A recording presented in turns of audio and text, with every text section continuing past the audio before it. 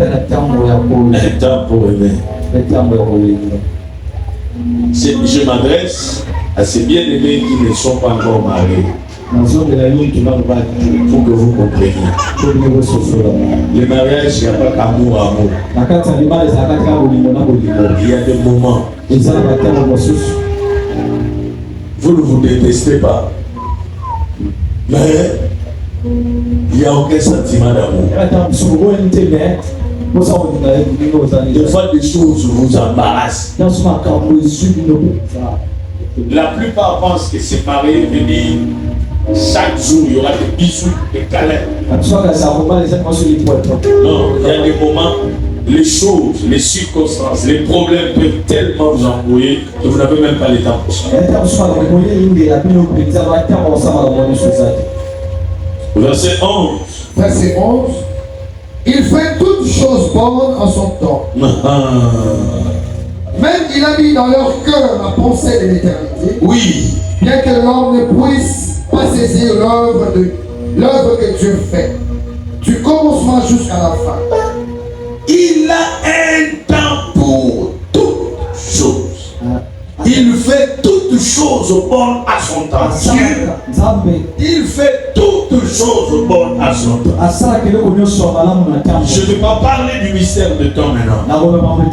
Mais je vous rappelle que le plus grand combat de l'ennemi, c'est de sortir de ta saison.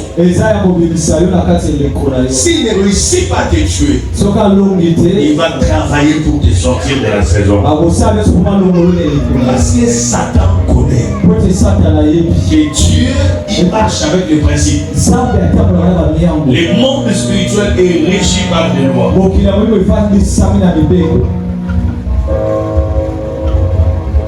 Le monde spirituel est régi par des lois.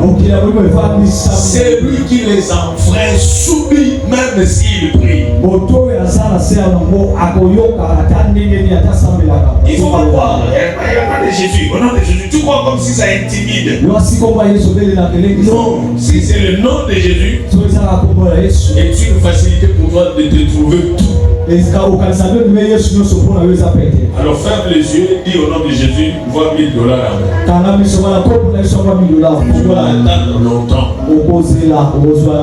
La Bible dit le nom de l'Éternel est une tour forte. Donc le nom de l'Éternel est une protection. Ça te fait entrer dans une dynastie spirituelle. Ça t'ouvre des faveurs. Ça te positionne. Ça te repositionne. Ça n'a rien à voir quelqu'un qui dort comme un cochon. Il n'a pas de discipline, il n'a pas de vie de prière. Il mange tout. Et il s'attend parce qu'il a dit au nom de Jésus que tout va lui obéir. C'est de la rêverie, c'est de la sorcellerie.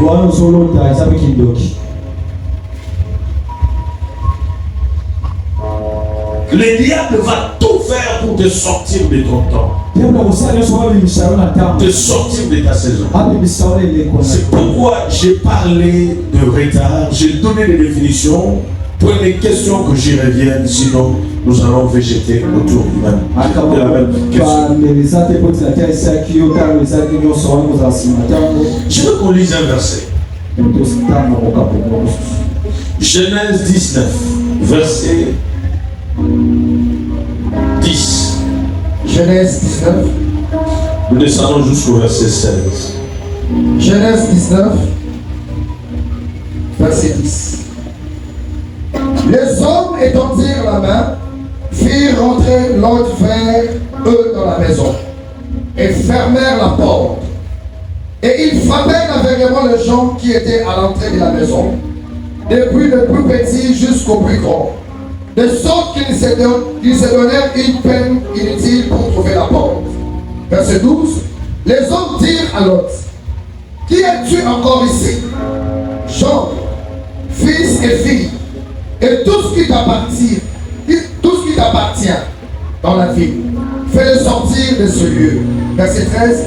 Car nous allons détruire ces lieux, parce que les cris contre ses habitants est grand devant l'Éternel. L'Éternel nous a envoyés pour le détruire. Verset 14. L'autre sortit et parla à ses gendres qui avaient pris ses filles Levez-vous, dit-il, sortez de ces lieux, car l'Éternel va détruire la ville. Mais aux yeux de ces gens, il parut plaisanter. Oui, un peu juste là, on va dire 15 et 16 après. Ici, c'est l'histoire de Lot.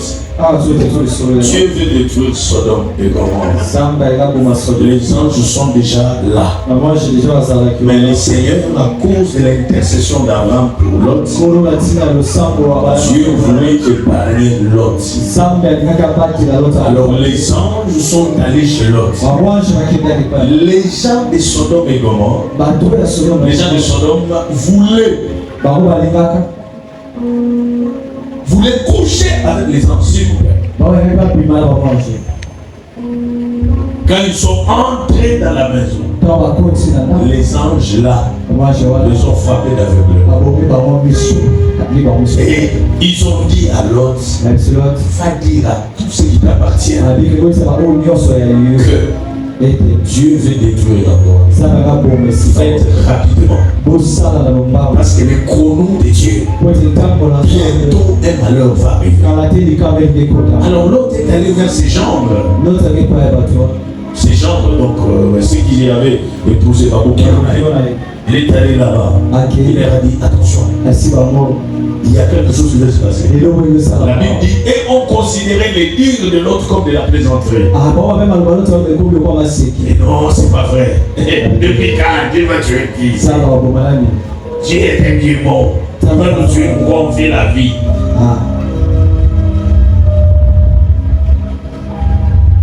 Oui, continue. Verset 15. Dès l'aube du jour, les anges insistèrent auprès de l'autre en disant, lève-toi, prends ta femme et tes deux filles qui se trouvent ici, de peur que tu périsses dans la ruine de la ville. Il avait la promesse d'être sauvé au milieu de ces grands jugements. Mais il devait tenir compte du chrono. Même les anges travaillaient en fonction de cet temps. N'hésite pas, lève-toi vite. Prends tes deux filles et ta femme. Si tes gens sont en train de faire des manœuvres, prends tes deux filles et tes enfants. Allez, ta femme, allez. Oui, vas-y, qu'est-ce qu'on dit là? Verset 16. Et comme il tardait, voilà, les hommes les saisirent par la main, lui, sa femme et ses deux filles, car l'Éternel voulait l'épargner. Il y a certains, car l'Éternel voulait l'épargner. C'est pourquoi il les saisit lui-même. Il y a certaines personnes, Dieu peut forcer certaines choses dans ta vie à cause de l'alliance avec son roi. C'était pas l'autre qui était intéressé par Dieu. Dieu avait tenu sa promesse à son roi Abraham. Il fallait accomplir pour que, parce qu'il ne peut, Dieu ne peut pas trahir son roi. Comme il s'était déjà entendu dans les coulisses, alors Dieu devait exécuter ça. Alors, les temps aussi pressés, les temps ne les attendait pas. Il fallait alors le prendre de force parce que le jugement devait être exécuté. Mais la Bible dit, comme il est tardé, le retard est le plan du diable pour te faire tomber dans le coup. Je parlais largement cette semaine. Et je vais continuer aujourd'hui parce que je nous connais. Je ne veux pas passer à une autre matière. Je vais continuer avec ça toujours.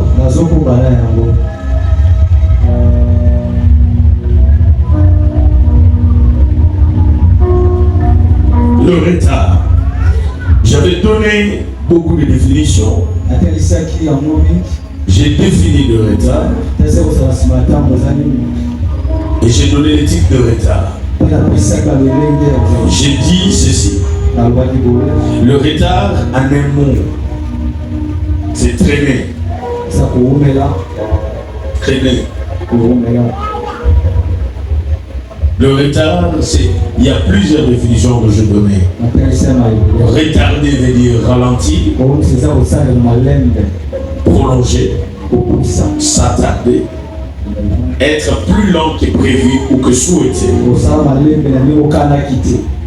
J'avais donné la dernière définition, c'était Retarder veut dire rester dans la salle d'attente de la vie longtemps.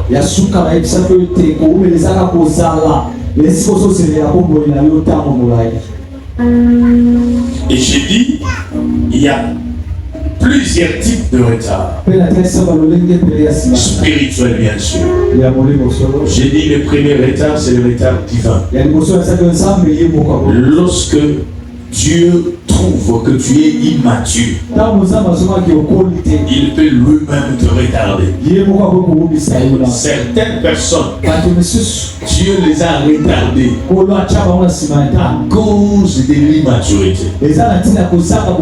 La Bible dit,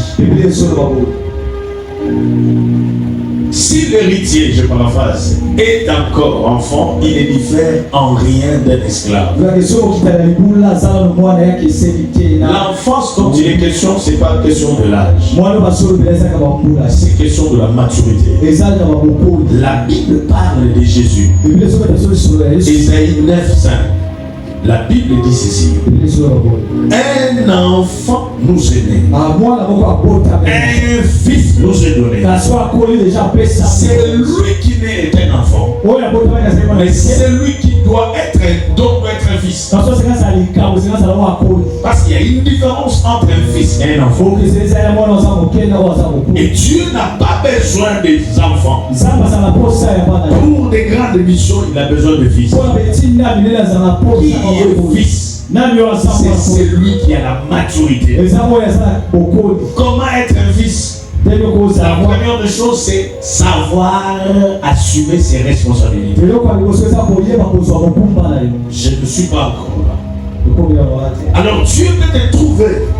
Ici, il n'est pas question de l'âge. Dieu peut remarquer en toi l'immaturité spirituelle. Il peut te priver de certaines bénédictions et te retarder.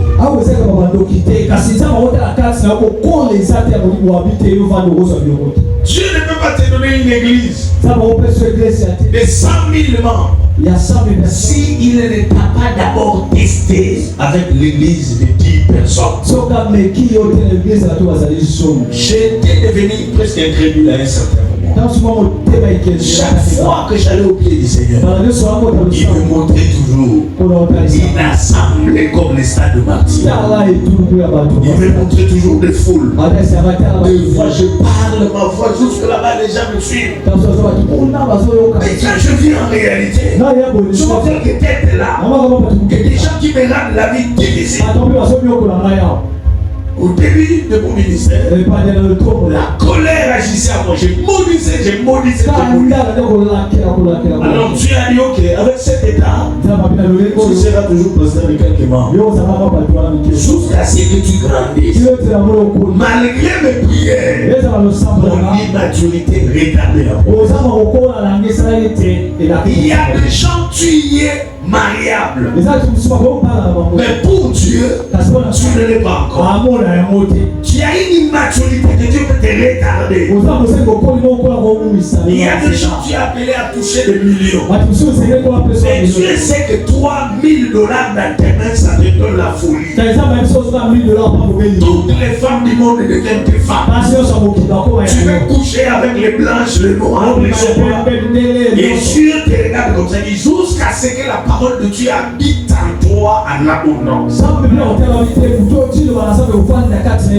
Il y a des gens qui cherchent les dons. Il y a des gens qui cherchent les dons. Il veut voir. Avant que tu vois, Dieu veut que sa parole soit d'abord. Il y a des choses de fois vous vous battez inutilement. Tu dois être prêt. Mais Dieu sait que tu n'es pas content. Tu fais le mariage. Dieu sait que toi là, il y a en toi des choses qui peuvent chasser les mariages. Dieu n'aime pas les gaspillage. Dieu n'aime pas le gaspiller. C'est pourquoi Jésus a pris la multiplication de pain. Les gens ont mangé, sont rassasiés. Mais Jésus dit ramasser. Parce que Dieu n'aime pas la perte. Dieu ne veut pas te donner ce que tu dois perdre. Il l'a fait avec Moïse.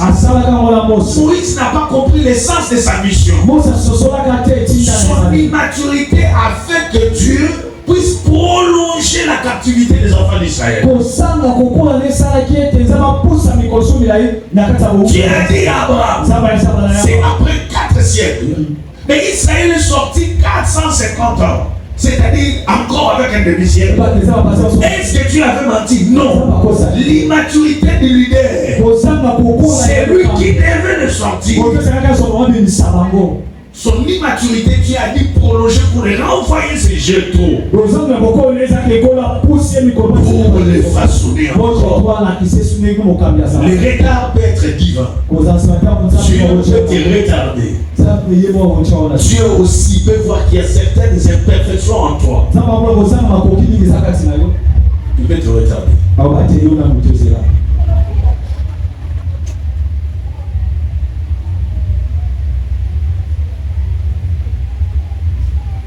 Alors, il ne faut pas confondre. Ben, ça dit, comment ça va être mon retard, c'est Dieu. Non, non, non. Le retard peut être personnel. Il s'agit d'un type de retard causé par quelqu'un, une personne seule, par toi-même. Tu peux te retarder par l'ignorance bêtement. Dieu te dit, c'est le moment pour toi de faire telle chose toi-même. Pour tes raisons inavouées, tu te retardes toi-même. Tes propres bêtises peuvent te retarder toi-même. Ce n'est ni Dieu, ni Satan, c'est toi-même. Troisième,